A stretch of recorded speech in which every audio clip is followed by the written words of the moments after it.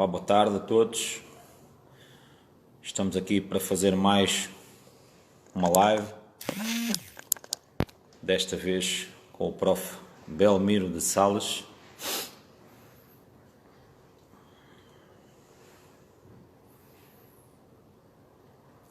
Boa tarde a quem está a entrar agora.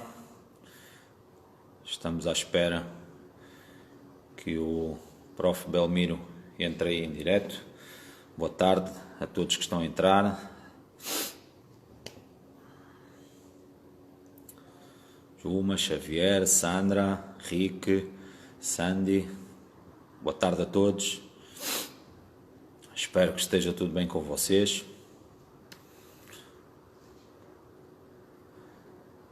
Só aparecer aí o Prof, deixar entrar o grande mestre.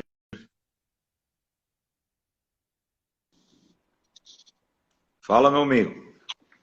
Olá, Marco, beleza?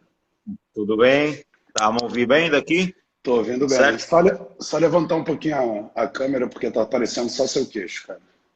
Ah, ok. Opa, assim aqui. Tá melhor agora? Tá. De repente, só inclinar um pouquinho para cima, dá? Que não Espera aí. teu olho não tá aparecendo. Aí, isso. Ok.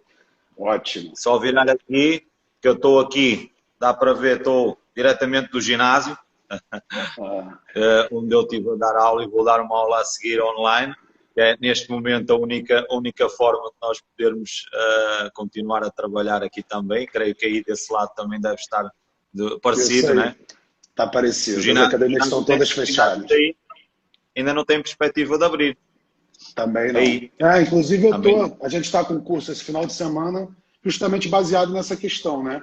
Que é um curso Uhum. voltado para justamente capacitar e habilitar o profissional, o treinador, a trabalhar remotamente, né? Eu acho que é um trabalho Exatamente. essencial. Acho que a atividade física, ainda mais no tempo, nesse momento que todo mundo está inativo, trancado dentro de casa, ela se torna mais essencial ainda, né? Não só Sem para dúvida. combater os efeitos da inatividade também, mas como também para questão psicológica, né? Questão afetiva Sem e dúvida etc. alguma. Neste momento é a principal dificuldade com a qual eu me deparo com os meus alunos, é mesmo mais a parte psicológica, porque a parte física, de alguma forma, eles vão se mantendo, mas falta até o próprio convívio social de ver Uhum. outras pessoas no circuito do ginásio, da academia. Então, essa é para já a grande dificuldade, por isso creio que será bastante produtivo, bastante importante uma formação como essas. Prof, muita gente aqui em Portugal já o conhece, mas também há muita gente que não o conhece. Eu já Tá certo. fiz um breve resumo do currículo na apresentação para a nossa live, para a qual eu agradeço imenso a disponibilidade que teve para estar aqui a falar connosco. E Eu que espero que em agradeço. breve, quando isto passar, que venha cá pessoalmente e fisicamente a Portugal para nos ensinar um pouco mais. E eu, antes de iniciarmos, gostaria que o Prof. Belmiro que nos desse um pouco daquilo, quem é o Prof. Belmiro de Sales. Ok. Então, primeiramente, eu gostaria de agradecer o convite, né? É um prazer estar aqui. Se eu não me engano, é a minha primeira live oficialmente internacional, né? Apesar das lives atingirem o mundo todo, né? A primeira live que eu faço com alguém de outro país, né? Então, muito obrigado pelo convite, né? E é, acho que vai ser bastante proveitoso para a gente, né? Tanto nós como profissionais, como para quem está assistindo. Bem, como todos já devem saber, meu nome é Belmiro Freitas de Sales. Eu sou formado em Educação Física pela Universidade Federal do Rio de Janeiro. Fiz minha especialização em Musculação e Treinamento de Força pela Gama Filho. Meu mestrado também foi na Escola de Educação Física e de Esporte da Universidade Federal do Rio de Janeiro. O meu doutorado, eu saio um pouquinho da nossa área. Eu fiz um doutorado em Fisiopatologia Clínica, mas também não deixei de estudar musculação. Então, eu estudei os efeitos da musculação em mulheres obesas, analisando marcadores vasculares e inflamatórios, né? E no meu pós-doutorado eu voltei a estudar o que eu gosto de verdade, que é a manipulação das variáveis metodológicas para o desempenho, mais precisamente o intervalo de recuperação entre as séries. Atualmente eu sou um dos coordenadores do Laboratório de Treinamento de Força da Universidade Federal do Rio de Janeiro. né, o ST Lab, o Strength Training Lab, junto com a Ingrid, junto com o Roberto Simão, né? Inclusive a gente está lançando o site essa semana, né, do nosso grupo, do nosso laboratório. Mas sou palestrante, pesquisador, como todos sabem, e não deixei de lado a prática dentro de centros de treinamento e academias. Então, eu continuo mantendo um grupo pequeno de alunos, na verdade, presencialmente, só alunas, né?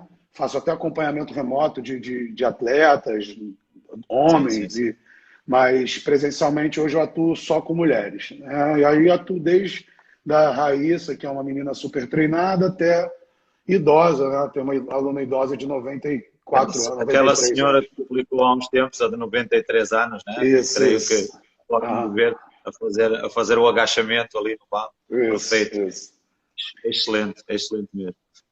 Pronto, e a proposta que tínhamos falado, para falar aqui um pouco com o pessoal, mediante as perguntas e o feedback que eu fui tendo daquilo que gostariam de falar e tirar dúvidas, foi aquilo que eu mencionei, que tem a ver com a periodização para alto rendimento e para uma preparação de bodybuilding.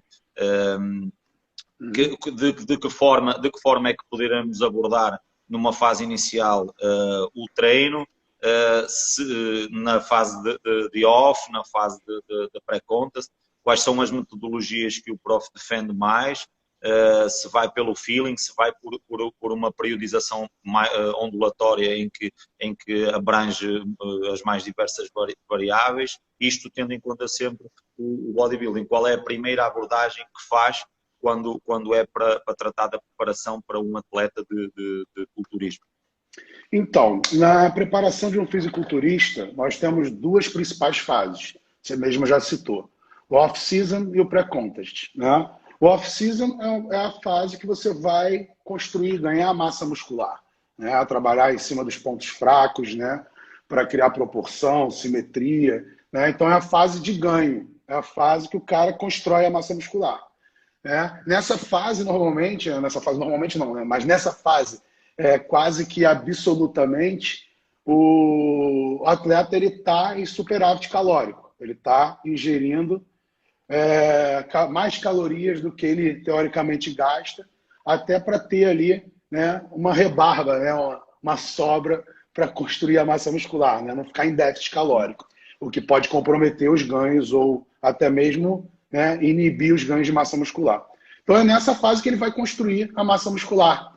E como ele está fazendo uma dieta hipercalórica, ele nessa fase ele consegue aguentar maiores volumes, maiores intensidades, né? Então eu acho que principalmente nesses desportos que tem o cutting, que tem a dieta pré-competição, a gente tem que trabalhar de acordo com a dieta, tá? Não adianta nada eu querer que o cara ganhe massa estando depletado, estando em déficit calórico. Tal trabalho multidisciplinar, né? Isso.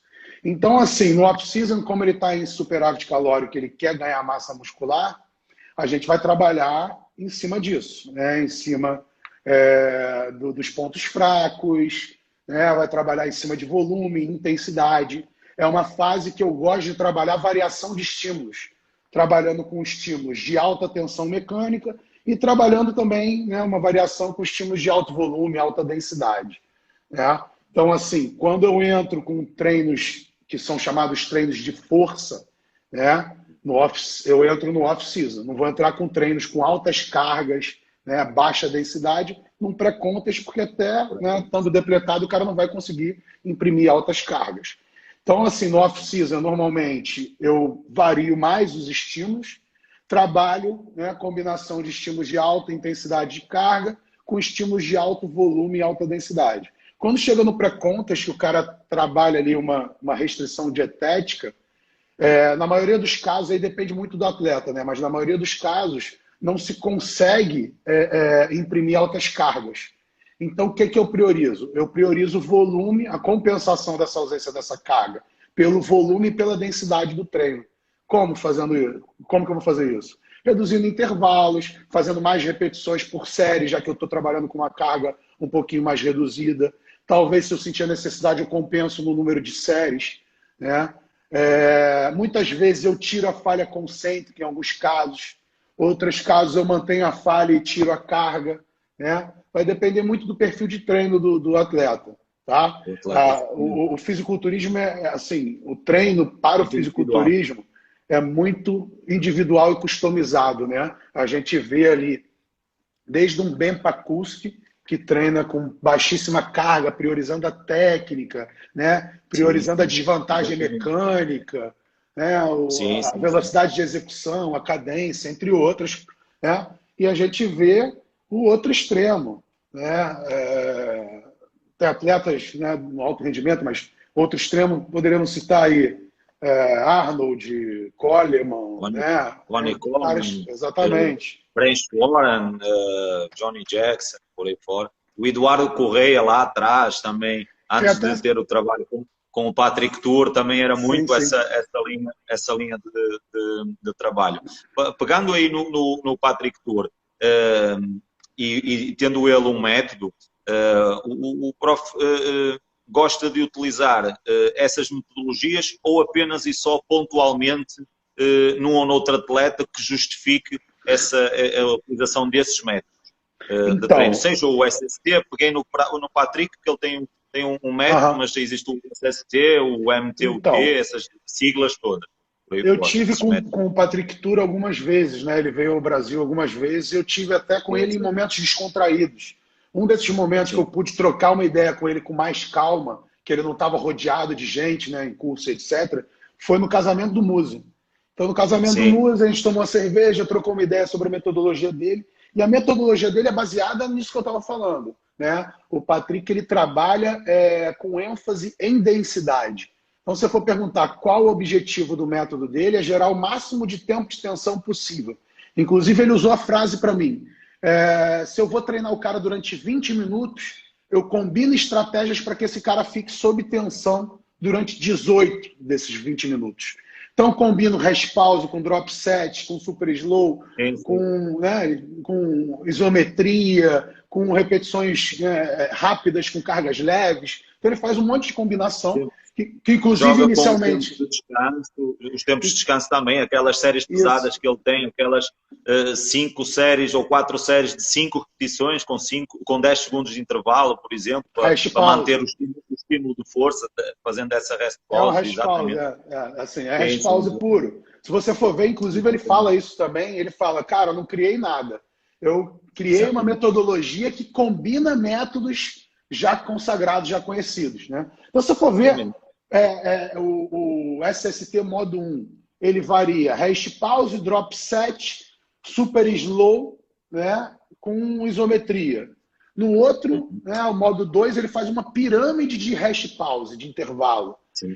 E na variação 3, ele faz hash pause incansáveis vezes, até o número de repetições chegar a 1, aí ele faz um drop set. Hash pause, hash pause, hash pause, drop set. Hash pause, hash pause, hash pause, drop set. Então, na verdade, são combinações de metodologias já consagradas para gerar o máximo Sim, de densidade possível. Né? E muitos sim. desses conceitos a gente já conhece de outras metodologias.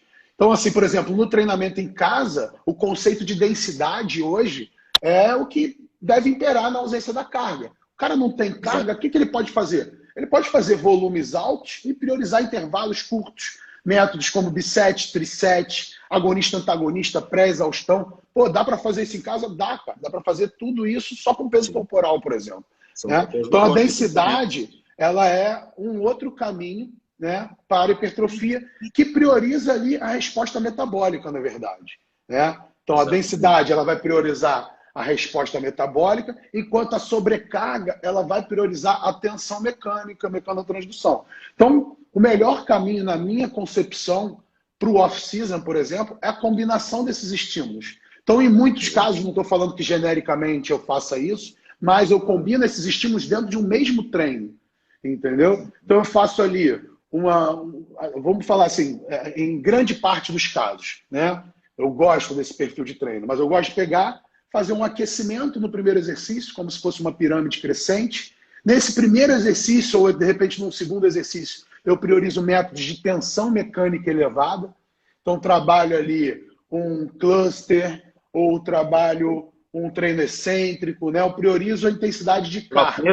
nesse primeiro exercício, dá prioridade a exercícios isolados ou exercícios mais básicos? complexos? Normalmente básicos, né? A não ser que eu esteja querendo priorizar ali algum grupamento isolado. Às vezes eu começo através de uma pré-exaustão, ordem de pré-exaustão, ou usando pré-exaustão mesmo, né? Em alguns casos, por exemplo... Eu pergunto isso por uma questão.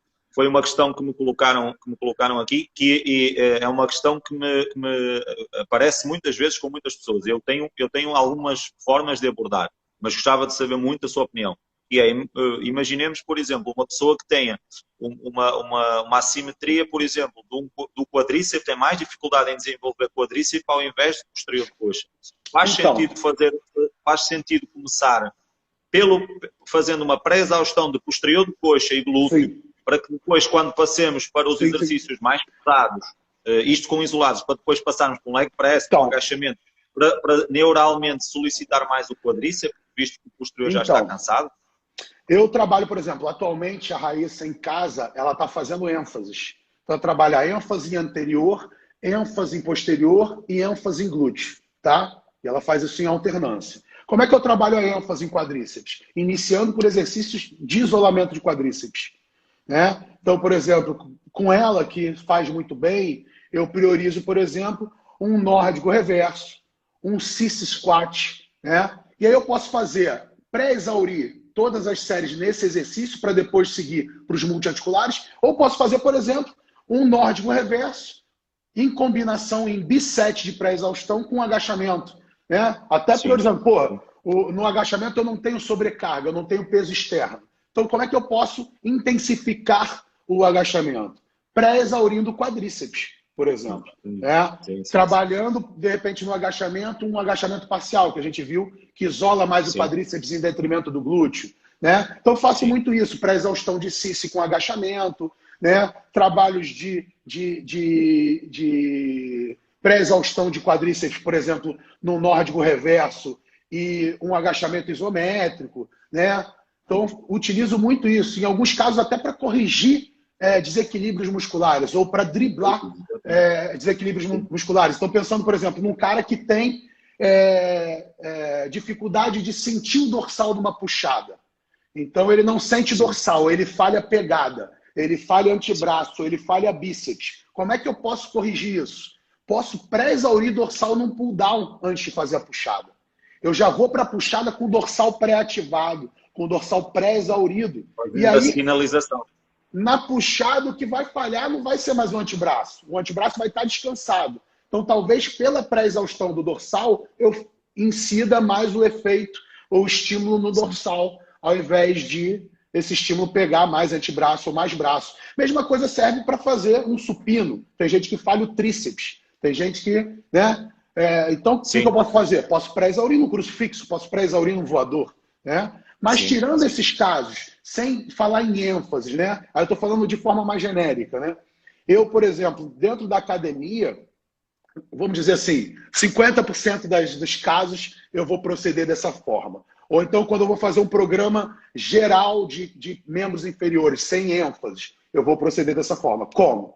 Iniciando pelo aquecimento, numa pirâmide crescente, focando na tensão mecânica, e aí eu vou trabalhar com altas cargas, com intervalos longos, nesse primeiro e segundo exercício, que teoricamente é o momento que eu estou mais descansado do treino, né? Que eu tenho maior energia, maior disposição para realizar esse exercício. Então eu priorizo a tensão mecânica nesse momento, e aí conforme a série o programa vai progredindo e a fadiga vai se instaurando, eu vou entrando com a densidade, né? Então, eu progrido normalmente dos exercícios básicos, com maiores cargas, maiores intervalos, indo para os exercícios isolados, com métodos mais de densidade, com intervalos mais curtos e maiores volumes e menores intensidades de carga. Então, eu diria que métodos que trabalham com alta tensão mecânica talvez sejam mais interessantes de trabalhar no início do treino, né? E métodos de densidade vão ser mais interessantes serem aplicados do meio para o final, quando a fadiga se instaura. E métodos de densidade eu falo o quê? Pré-exaustão, bisete, trisete, drop set, né? Dependendo do caso, rest pause e o cluster, eles podem ser aplicados na parte principal no início do treino, mas podem ser também aplicados no final, né? Mas, por exemplo, Sim. já apliquei, né? Também não vou dizer que não se faz. Mas eu evito, por exemplo, aplicar métodos de densidade como um strip set no primeiro exercício, que a gente sabe que gera uma fadiga Limita, muito... Exatamente. limita muito o resto da sessão. O resto da sessão de treino ficará muito limitado a nível de força e a nível de cargas que se irá utilizar. Aí depois a carga baixará abruptamente, então se calhar para quem quer gerar hipertrofia, se calhar já não é tão interessante, não é? Então, assim, é uma metodologia que eu gosto de trabalhar com alguns alunos, né, que eu vejo a necessidade de trabalhar assim.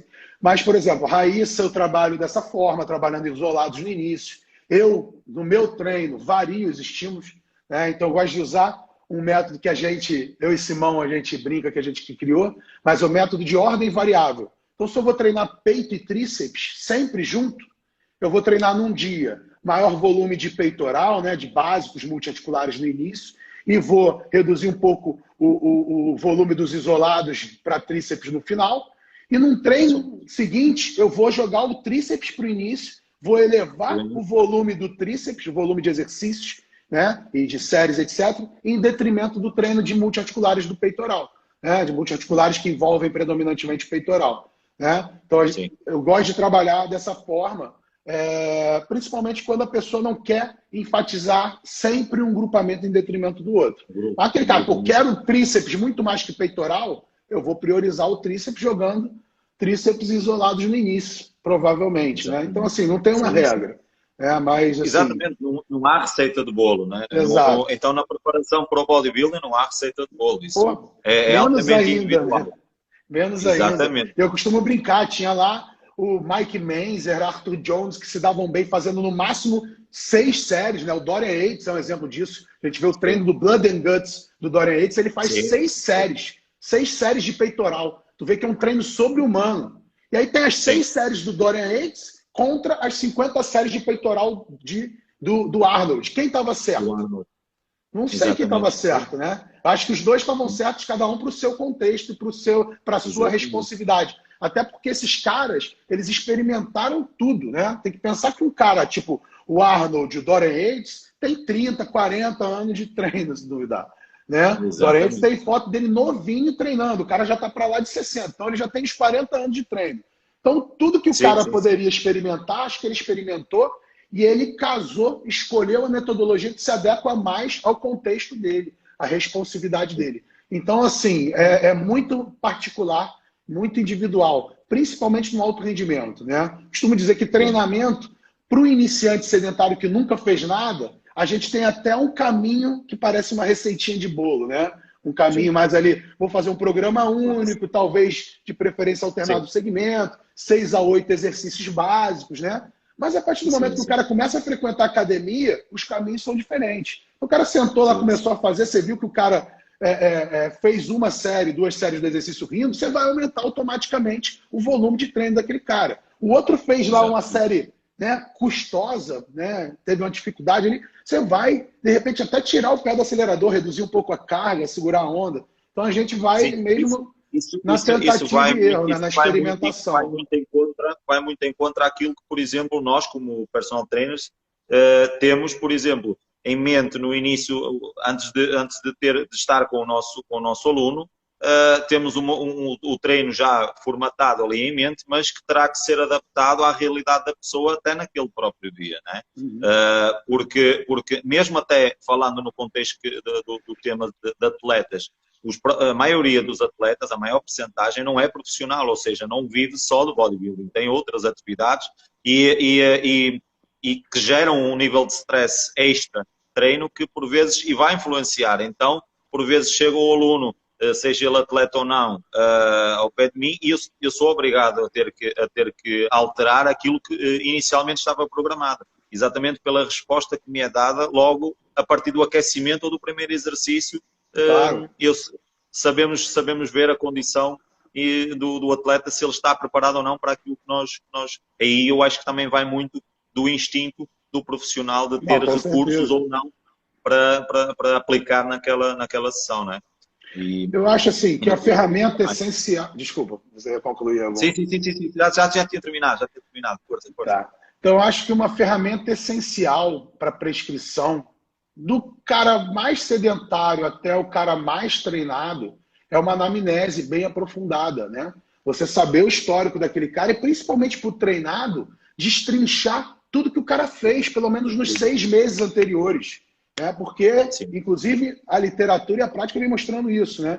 Que o treino prescrito com base no treinamento prévio, ele vai ser mais eficiente do que um treino, né, idealizado para o cara sem base no background, no que aquele cara tem de lastro de treinamento. Então, para mim, cara, o iniciante é importante você fazer uma anamnese aprofundada do histórico médico, do histórico de atividade física. Eu costumo brincar que você tem que saber até se o cara fez natação ou balé, né, quando era criança, quanto tempo fez, né, se seguiu ali um caminho mais de competição, se fazia mais recreacionalmente. Isso tudo tem que ser. Para o atleta, mais ainda, você tem que perguntar na mão de quais treinadores, que tipo de treinos ele fez, que métodos ele está acostumado a fazer, como é que ele controla volume, como é que ele controla a intensidade.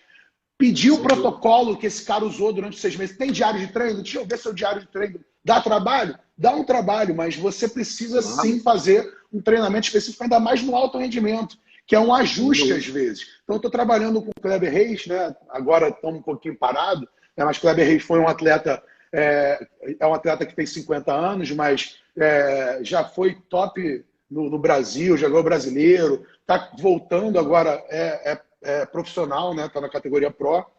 E, assim, quando eu comecei a trabalhar com ele, a gente fez pequenos ajustes. Eu peguei o treino que ele estava fazendo de membros inferiores e falei, cara, nesse aqui você vai encaixar um dropzinho. Né? Fiz ajustes nos exercícios que ele fazia, nos métodos que ele utilizava, e não mudei o protocolo de treino dele. Né? Porque, assim, eram só ajustes. E esses ajustes para ele foram essenciais. Nesse início de ano, eu comecei a montar um protocolo todo voltado para ele, de certa forma, diferente do que ele estava acostumado a fazer, porque ele tinha que ganhar massa muscular, principalmente com foco no quadríceps, mas ele tem uma lesão de joelho que não permite nem botar muita carga, nem verticalizar muito volume. Então, tentei novas possibilidades, tipo diluir o volume de treino de perna para ele ao longo da semana. Entrei com os treinos de força que ele não fazia há muito tempo, né? Um treinozinho de força ali na segunda-feira só, né? Uma vez por semana.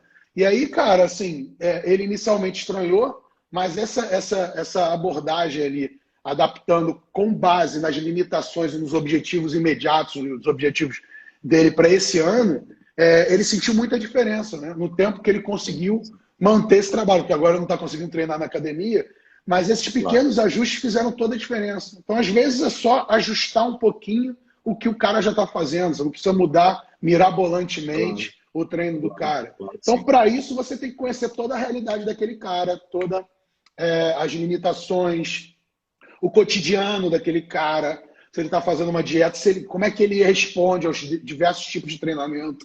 Isso vai ser feito através da anamnese, da conversa, dessa troca. A conversa prévia é fundamental, porque senão não sabemos que ferramentas utilizar para conduzir o atleta ao sucesso. E pegando um pouco aí na idade do seu atleta, surge aqui a questão da periodização e pegando no que estávamos a falar anteriormente, do Dorian, do Ronnie, por aí fora, desse ano que treinou, do Mike Mentzer, cada um resultava à sua maneira aqueles métodos de treino, mas e na questão da longevidade? Porque assim, hoje em dia discute-se muito isso, né? Porque há muita preocupação que se calhar nas gerações anteriores não haveria. Então hoje já se preocupam mais pela questão de imagem, patrocínios, toda uma realidade da era digital. Os atletas hoje preocupam-se um pouco mais com a longevidade. A nível de longevidade, se calhar fará mais sentido a utilização a longo prazo mais da técnica, não do treino mais old school, mais pesado. Fará mais sentido isso? Ou tudo tem o seu tempo, né? Tudo tem o seu tempo para ser utilizado. Claro. Mas depende, uma percentagem maior de um ano inteiro, de uma preparação inteira, defende mais a questão da parte técnica ou da parte mais, como a gente costuma dizer, paulada, né? Aquela paulada, então, aquele treino pesado. Eu sou um cara que, apesar do shape, né, treina há bastante tempo. E já experimentei de tudo também, né? Peguei a época que tinha que falhar em tudo, a falha que salva, a falha concêntrica. Peguei a época de tem que fazer tudo na amplitude máxima, né? E isso me trouxe alguns prejuízos. Então, hoje, por exemplo, eu tenho hipermobilidade, né? Que é uma condição, de certa forma, patológica. E aí eu desenvolvi artrose nos ombros. Então, por exemplo, eu não consigo botar mais do que 45 quilos de cada lado no supino que eu sinto o ombro. Como é que eu compenso isso? No volume e na densidade. Muito melhor.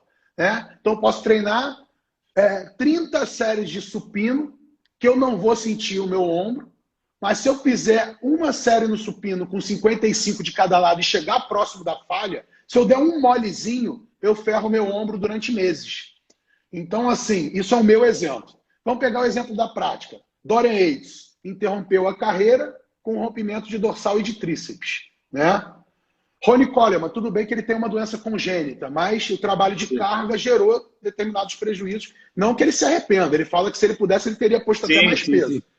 Mas no outro lado, quem que a gente tem? Da galera que treina em cima do volume. Frank Zane e Jay Cutler. Os caras falavam o quê? Não gostam de treinar, nunca gostaram de treinar na falha. Não treinavam com altíssimas cargas, treinavam com uma carga boa, mas priorizavam o quê? Repetições e mais repetições, séries e mais séries. Então, eu costumo dizer, o volume ele é uma variável que não é tão lesiva quanto a intensidade de carga. Se o volume fosse lesivo, a gente tinha lesão de caminhar, de dar 10 mil passos no dia, não é isso? Lá, não tinha aquele recomendação para você se manter ativo, é pelo menos 10 mil passos no dia? Então era para eu ter lesão de quadril, de joelho, de tornozelo, porque eu estou fazendo 10 mil repetições, ou 5 mil repetições em cada perna. Né? Sim. Só que eu não tenho a sobrecarga. Então isso para mim é menos lesivo do que pegar e realizar 50 ou, sei lá, 30 passadas por dia com 100 quilos nas costas. Acho que 30 passadas por dia, sendo um volume muito menor, mas trabalhando ali com uma quilagem razoável, ela vai me oferecer um risco maior de lesão. Isso aí não sou só eu, né? Como eu tenho grandes amigos, né? Inclusive Ramires Tibana, que é do CrossFit, ele também concorda que assim, é mais lesivo trabalhar com cargas, mais risco de lesão, trabalhar-se com cargas acima de 80, 85, do que você compensar ou priorizar o volume por número de séries ou repetições. Obviamente, deve ter um teto de volume que é lesivo, que oferece ali um efeito negativo. Só que não existe na literatura nem na prática esse teto descrito, né, confiavelmente. Ah, não, se eu fizer 50 séries de quadríceps, eu vou ter lesão de joelho, eu vou ter lesão de quadril. Não existe isso. Inclusive, existem dados na literatura hoje que mostram relação de dose-resposta para hipertrofia para até 45 séries semanais de quadríceps. Então, a gente pode dizer que até 45 séries, um indivíduo treinado vai ter um ganho progressivamente maior. Né? Estamos falando de indivíduo treinado, não estou falando de fazer 45 séries para o iniciante. Né? Sim, mas existe essa relação de dose e resposta. Então, assim, pegando a prática e pegando a literatura, eu vejo como mais lesivo trabalhar-se sempre em altas cargas. Trabalhando com alta carga de uma forma periodizada e planejada, né, dá para se trabalhar. Eu hoje, volta e meia, boto um pouquinho de peso a mais, lá para fazer um supino, por exemplo. Mas eu peço para alguém me ajudar, eu não faço próximo da falha. Eu ia fazer lá 8 repetições, eu paro em 4. Eu paro ali quando eu vejo que já tive uma compensações ali, né, na técnica, sim, eu interrompo. Né? Normalmente, e aí trabalho próximo da falha quando estou com baixa carga. Né? Aí gosto de trabalhar com falha com baixas cargas. Até porque que a gente sabe hoje que trabalhar falha, ela é producente, ela traz benefícios quando você associa essa falha com uma baixa carga. Com alta carga, ela se torna dispensável. Desculpa, eu te interromper. Eu estava a pegar no exemplo que o prof estava a dar do supino, como eu tenho essa dificuldade também, além de ter uma dificuldade enorme de força a nível dos exercícios de press, ou seja, tudo que seja press supino, press de ombro, press de tríceps, tenho muito mais dificuldade, por exemplo, de uma abertura. E então, aquilo que eu faço é, já há algum tempo, que eu retirei o supino livre, barra livre. Então, eu, como treino muitas vezes sozinho também por essa razão, utilizo muito a Smith Machine quando quero baixar um pouco as repetições. E então, para colocar um pouco mais de carga em segurança. Não sei se será um método correto para evitar lesão, mantendo o estímulo no peitoral, que é uma deficiência, que é uma carência, por exemplo, no meu caso, né? E em pessoas como eu. Seria. Assim, eu uso muito máquina também para trabalhar um pouco mais de carga, né? Quando eu vou trabalhar um supino no banco livre, né, sozinho, eu trabalho ali com repetições de reserva, gosto de trabalhar muito método de densidade, então faço ali o supino. Quando eu sinto que estou 3, 4 repetições da falha, eu vou para um apoio no solo, né?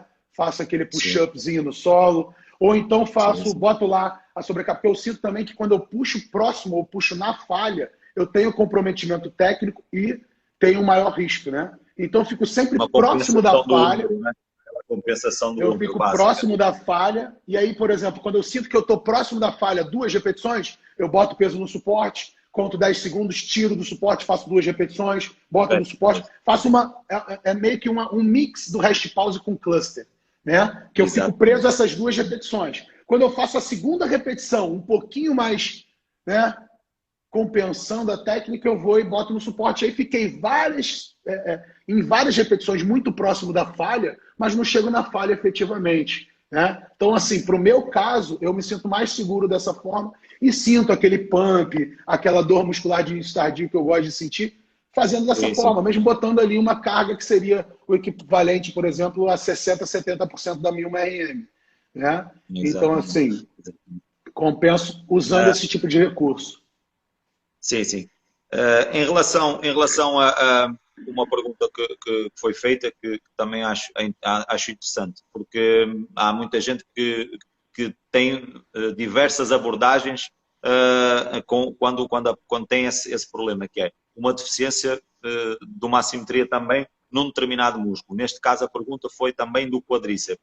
Faz sentido fazer, em quem tem dificuldade de hipertrofia no quadríceps, faz sentido fazer mais volume, ou seja, por exemplo, 2 sessões na semana, sendo que no início da semana dá mais ênfase a quadríceps e no final coloca 1, 2 exercícios de posterior, e no dia em que supostamente faz mais posterior, introduzir também um volume razoável no final do treino posterior, entre aspas, né, que a ativação é geral, no final do treino mais focado, com mais ênfase em posterior, colocar também um volume de quadríceps. É a favor ou é a favor de uma só sessão em que se leva até a falha?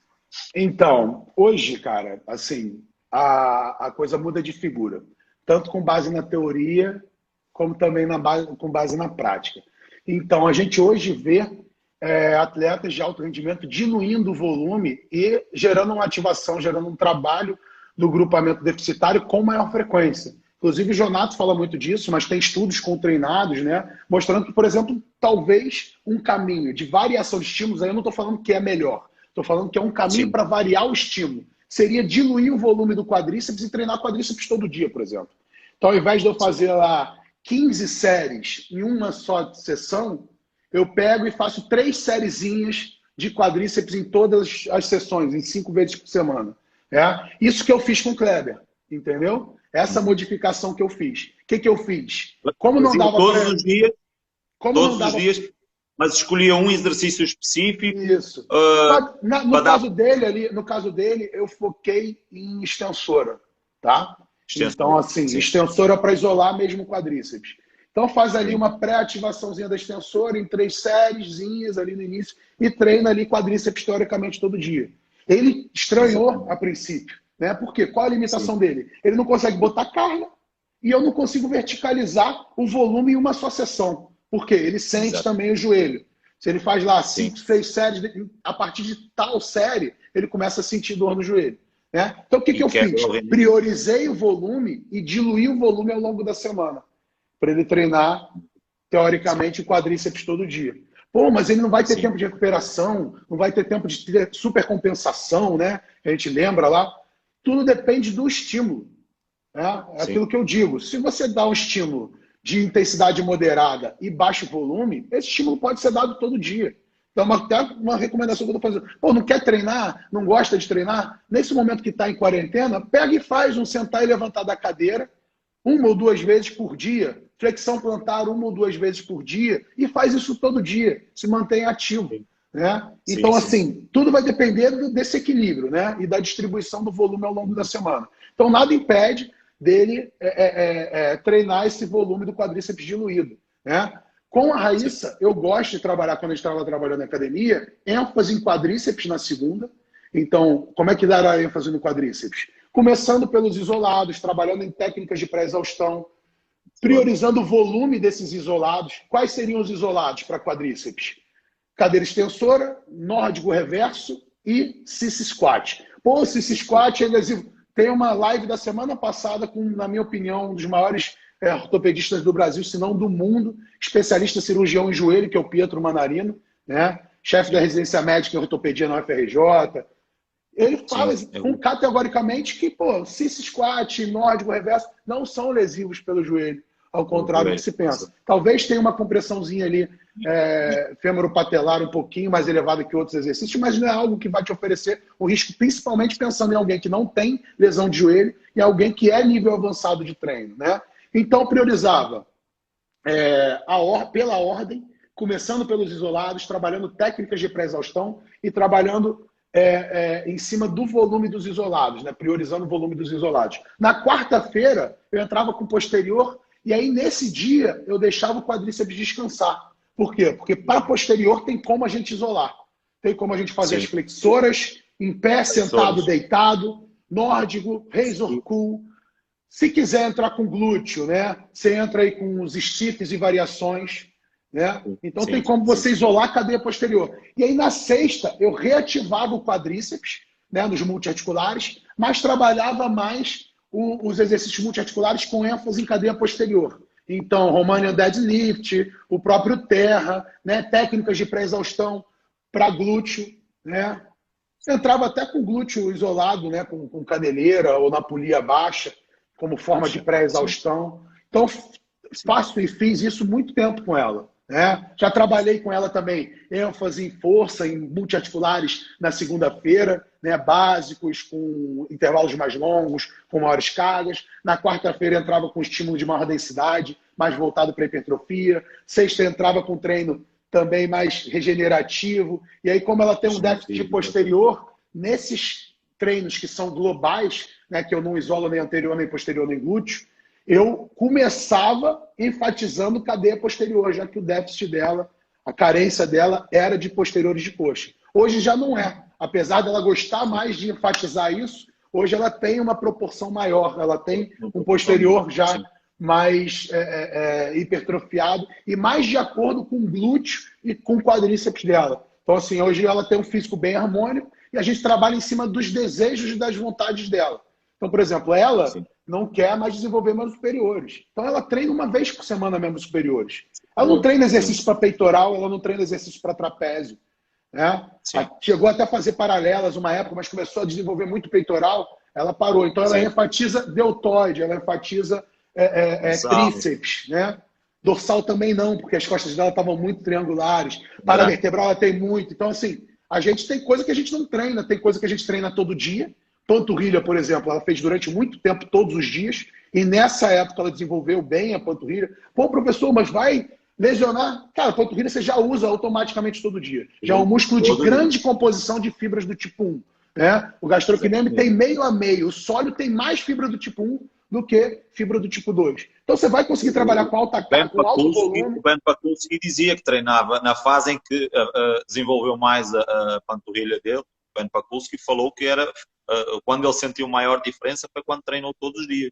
E essa é uma deficiência que muita gente se queixa e atribui normalmente à genética, só o facto de a panturrilha não desenvolver. E se calhar não dão aquele ênfase que se calhar deveriam de dar, certo?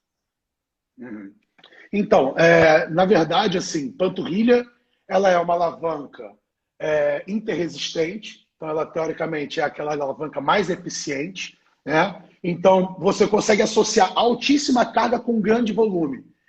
Por ter uma composição de fibras tipo 1 mais elevada, ela talvez hipertrofie mais vagarosamente, mas ela hipertrofia também. O problema das pessoas é querer fazer 3 sériezinhas de panturrilha no final do treino, não chegar à falha e querer que desenvolva a mesma coisa que o quadríceps, que você está fazendo 30 séries no treino. Então, é uma incoerência.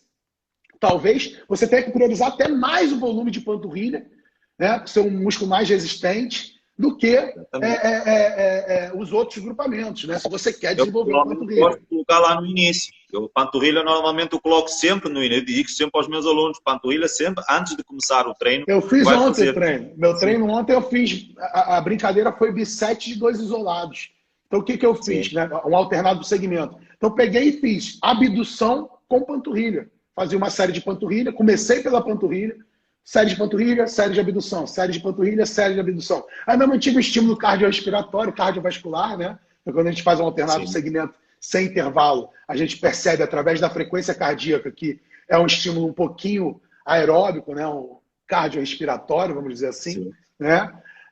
Então, assim, unir o útil ao agradável. E botei a panturrilha ali em prioridade. Fazia até antes. Eu comecei pela panturrilha para ir depois para a abdução, né? Mas eu costumo fazer muito isso. Abdômen no início do treino, panturrilha no início do treino, antebraço em alguns casos, né? Ou então pega e faz um treino específico para isso. Pega ali no parcelamento do treino e bota um treino para panturrilha. Ah, não, vou juntar panturrilha, abdômen, antebraço e trapézio. E vou treinar isso num dia, né? Grupamentos que não tem uma inter-relação muito grande entre outros. Por quê? Porque normalmente quando a gente faz lá o trapézio no final do treino de ombro, né? Ou a panturrilha no final do treino de perna, o abdômen no final de um treino, a gente já está fadigado. A gente não consegue imprimir o mesmo ímpeto, né? Treinar da mesma forma e render da mesma forma que treinando isso no início. Então, talvez o caminho seja exatamente esse, né? Que é o caminho ali que os estudos que o nosso grupo produziu mostram. Na verdade, sim, eu e o meu orientador, a gente talvez seja os pesquisadores que mais publicaram sobre ordem dos exercícios no mundo. Né? E todos os estudos mostram a mesma coisa, independente do tipo de grupo, do tipo de músculo, do tipo de alavanca, do tamanho do grupamento, de quantos músculos estão envolvidos naquele exercício. O que você quer priorizar tem que vir no início. Né? Então, quero ganhar força em determinado exercício, tem que treinar ele no início. Quero enfatizar a hipertrofia do bíceps, do antebraço, não tem por que eu treinar ao final de tudo. Né? Talvez seja o mais interessante treinar no início isso aí. Deixa eu só responder aqui uma pergunta da Ana Marombinha. Ana Marombinha, gostei do nome. Sissy Squat em casa. O Sissy é porque a galera tem mania de achar que o Sissy é aquele exercício com o aparelhozinho que chamam de Sissy. Não é, cara. Bota Sissy Squat no Google e vocês vão achar o Sissy que é feito só com peso corporal. Não tem aparelho nenhum. Tem gente que faz, inclusive, sem se apoiar em lugar nenhum. Mas se você tiver uma maçaneta, uma parede para apoiar uma das mãos, é mais tranquilo. É aquele agachamento que você fica meio que na ponta dos pés e faz o movimento só no joelho. O movimento é mínimo no quadril. Exatamente. O aparelho que chamam de Sissy Squat não é o Sissy Squat. Ele é um agachamento com minimização do trabalho de quadril, né? Da amplitude de movimento do quadril, porque você desce com o tronco mais reto. E aí ele foca mais no quadríceps, assim como o Sissy Squat. Mas aquela máquina não é Sissy Squat, é o Sissy Squat. O Sissy, ele é um exercício feito apenas com peso corporal. E, teoricamente, é um exercício para isolamento. Segurava uma anilha, né? Exatamente. Você pode abraçar uma anilha. Mas, teoricamente, é um exercício que nem o agachamento. Pode ser feito só com peso corporal. Né? Se a pessoa tiver equilíbrio, não precisa nem botar a mão. Né? Estão aqui a comentar, o Tom Platz usava muito esse exercício. Inclusive, eu usava uma variação dele na Hack Squat. Ele usava muito uma variação do Sissy na Hack Squat, em que basicamente descolava a zona da lombar, apoiando só o ombro, né, e projetando o joelho lá para a frente. Eu lembro de ser muito utilizado. Pegando na questão dos atletas e pegando no treino de membros inferiores, duas questões que surgiram, dúvida. Uma delas, eu já sei a resposta, mas os mais desatentos ao seu perfil, se calhar não sabem, a posição para fazer panturrilha. Tanto em panturrilha como em quadríceps, na cadeira extensora. Já foi testado, eu sei que já foram feitos alguns estudos, quer para panturrilha, quer na posição da cadeira extensora, com as pernas mais aduzidas, menos aduzidas, por aí fora. Tem algum parceiro a dar? Então, vamos lá. Para quadríceps, não tem nada na literatura mostrando variação para vastos, pelo menos que eu conheça, tá? Então, como os vastos eles se originam abaixo do quadril, a mudança, né, da rotação externa e interna, ela é no quadril. Então, assim, quando você volta as pontas dos seus pés para fora ou para dentro, tem até dados falando que você muda a ativação do reto femoral, mas os vastos não são influenciados, tá? Então, quero pegar mais vasto medial, mais vasto lateral, não tem nada na literatura que você possa fazer para enfatizar isso, o vasto medial em detrimento do lateral e vice-versa. Tá? Em nenhum exercício. Em nenhum exercício. Em nenhum exercício. Tá? Porque o movimento ele fica todo abaixo do quadril. Quer dizer, esses músculos eles se originam abaixo do quadril e o movimento é no quadril. Né? Então, influenciaria os músculos que cruzam o quadril, reto femoral. Pode ser influenciado. E aí que está o barato. Né? Eu, por exemplo, eu gosto de trabalhar duas variações na cadeira extensora. Uma com o quadril flexionado, com o tronco à frente, que eu minimizo a participação do reto femoral, e a outra com o encosto lá atrás, né? Trabalhando ali com o quadril um pouquinho mais estendido. Né? Um com ele flexionado aproximadamente 90 graus, o outro com ele mais estendido. Sim, e aí, com o quadril estendido, com o tronco inclinado para trás e com o quadril mais estendido, você tem uma maior participação do reto femoral. Para a panturrilha, e aí que tá, que é uma coisa até engraçada. Por isso que eu falo, até o momento, para o quadríceps a gente não sabe. Porque para a panturrilha, a teoria seria a mesma. Né? Então, para a panturrilha, botar as pontas dos pés para fora ou para dentro não mudaria nada, porque a panturrilha, né, o sólio não cruza o joelho e o gastrocnêmio cruza o joelho, mas o joelho não faz movimento de rotação interna ou externa quando ele está estendido, só com ele flexionado. Então, teoricamente, não mudaria nada para a panturrilha. Só que existem 4 estudos de ativação mostrando que muda. E tem um estudo que acabou de sair, que inclusive é de um grande amigo, que eu tenho estudos publicados juntos, do João Nunes. Esse estudo ele mostra que, com as pontas dos pés para fora, você tem uma maior hipertrofia do gastrocnêmio medial, né, da parte de dentro da panturrilha. Com as pontas dos pés neutros, você teria ali uma hipertrofia generalizada. E com as pontas dos pés para dentro, você teria uma maior hipertrofia do gastrocnêmio lateral, da parte de fora do gastrocnêmio. Né? Então, assim, pode ser que futuramente tenha algum estudo que mostre que tem alguma diferença ali no quadríceps. Não sei, né? Esse estudo, por exemplo, ele faz empiricamente, na experiência que eu fui tendo, eu quando coloco, não na extensora não sinto. Eu estou a falar da minha experiência pessoal, não sinto. Mas, por exemplo, no leg press ou na leg press ou na axe squat, quando eu coloco o pé um pouco mais abaixo na plataforma, seja no axe, seja no leg press, e coloco os pés mais juntos, um pouco mais juntos, sinto uma ligeira, não sei, pode ser efeito placebo até, mas tem psicológico, exatamente. Tenho ali sinto uma maior ativação na parte lateral da coxa.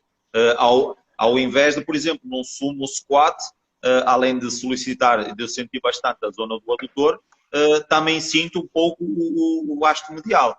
Agora, lá está, na literatura não existe... Aí que está. Uma coisa que pode ser que eu acho que é o que explica a questão da panturrilha. A questão das fáscias, né? A gente tem ali uma fáscia toda interligada na cadeia posterior. Então, quando você faz a rotação interna ou externa, você alonga mais uma porção do que outra. Eu acho que seria uma das explicações que talvez expliquem também essa questão do sumo squat, né? Você sente mais vasto medial. O que eu sinto de diferença que talvez não esteja bem catalogado, bem descrito na literatura?